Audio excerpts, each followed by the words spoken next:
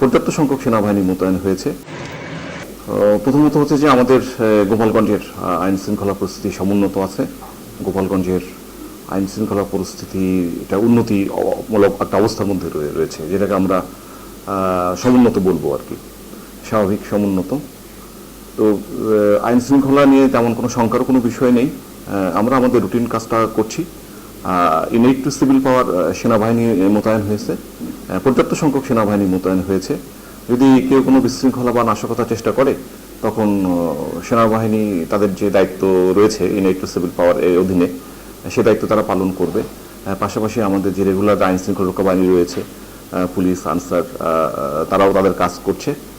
Overall আমাদের গোপালগঞ্জের আইন শৃঙ্খলা পরিস্থিতি সমুন্নত রয়েছে। বিশৃঙ্খলার বা নাশকতার তেমন আশঙ্কা আমরা দেখছি না।